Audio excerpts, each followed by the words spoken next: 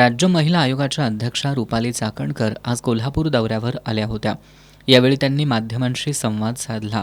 बदलापूरमध्ये 4 वर्षीय शालेय मुलीवर स्कूल बसमध्ये लैंगिक अत्याचार झाल्याची घटना नुकतीच समोर आली आहे. याविषयी विचारलं असता त्यांनी या घटनेतील संशयिताला अटक करण्यात आली असल्याचं सांगितलं. त्यांनी पॅनिक बटनासंदर्भात ढिसाळपणा झाल्याची कबुली दिली आहे. त्या संबंधित पीडित मुलीची, त्यांच्या कुटुंबियांची आणि खऱ्या अर्थाने त्या मानसिकतेमधून जात असताना त्यांना जर समुपदेशनाची गरज असेल तर ती सुद्धा दिली जावी, असं महिला आयोगाच्या वतीनं पोलीस विभागाला सूचना देण्यात आलेल्या आहेत. आज सकाळीसुद्धा मी तपास अधिकाऱ्यांशी संपर्क केला असता मुलीची मेडिकल तपासणी सुरू होती. त्याचबरोबर या शाळेमध्ये सुद्धा जाऊन शाळा त्यांना शासकीय परवानगी आहे, खाजगी आहे, कोणाच्या अंतर्गत चालवली जाते, कोणती संस्था घेते आहे, हे संपूर्ण माहिती ही दुपारपर्यंत आपल्यापर्यंत मिळेल. 2 दिवसापूर्वी मी स्वतः RTO ऑफिसला अंधेरी येथे भेट दिली होती आणि दुर्दैवाची गोष्ट म्हणजे मी त्या माझ्या समवेत संपूर्ण अधिकारी यंत्रणा त्यांची होती आणि त्या घटनेमध्ये सुद्धा मी सांगितलं, तिथं त्या मीटिंगमध्ये सुद्धा सांगितलं की ज्यावेळेस ओला उबेर असेल किंवा सार्वजनिक बसेस असतील, शाळेतल्या व्हॅन्स असतील, यामध्ये पॅनिक बटन असतं. तर हे पॅनिक बटन आता पुन्हा एकदा कुठेही प्रवास करत असताना वर्किंग वुमनची संख्या ही मोठ्या प्रमाणात आहे आणि हा सगळा प्रवास करत असताना पॅनिक बटन प्रेस केल्यानंतर तातडीने RTO ऑफिस आणि तिथून 112 नंबर यांना अलार्म सिस्टीमच्या माध्यमातून गेलं पाहिजे. पण हे कुठेतरी थोडीसं नियोजनामध्ये एक ढिसाळपणा आहे.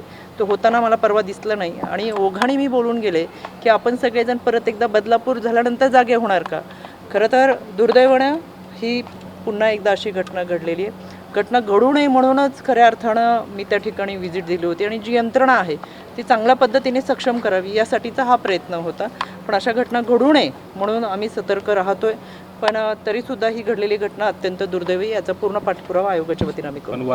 अशा घटना वारंवार घडत असून सरकार अशांना पाठीशी घालण्याचा प्रयत्न करतंय का, असा प्रश्न विचारला असता जर सरकार गुन्हेगारी प्रवृत्तीच्या लोकांना पाठीशी घालण्याचं काम करत असेल तर याचा निषेध आहे, अशी प्रतिक्रिया महिला आयोगाच्या अध्यक्षांनी दिली आहे. आपण म्हणताय तसं ते बरोबर आहे की जे गुन्हेगारी प्रवृत्तीची लोक आहेत त्यांना पाठीशी घालण्यापेक्षा त्या विकृतीला संपवण्यासाठी आपण एकत्र येऊन काम करणं गरजेचं आहे. त्याच्यामुळे अशा व्यक्तींना का आपण प्राधान्य देतो हे मला समजत नाही आहे.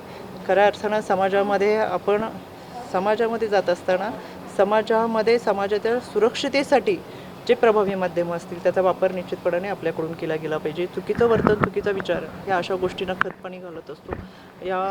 ह्याचाही मी निषेध. अशा घटना घडू नयेत यासाठी शिक्षण संस्थांनी त्यांना घालून देण्यात आलेल्या नियमांचं तंतोतंत पालन करण्याची गरज चाकणकर यांनी व्यक्त केली. जे नियमांचं पालन करत नाहीत त्यांच्यावर शिक्षण विभागानं कारवाई करावी, अशा सूचना देखील त्यांनी दिल्या. यासह RTOंनी सर्व स्कूल बस आणि खाजगी टॅक्सीमधील पॅनिक बटन कार्यरत आहे का याची तपासणी करणं गरजेचं असल्याचं त्यांनी सांगितलं.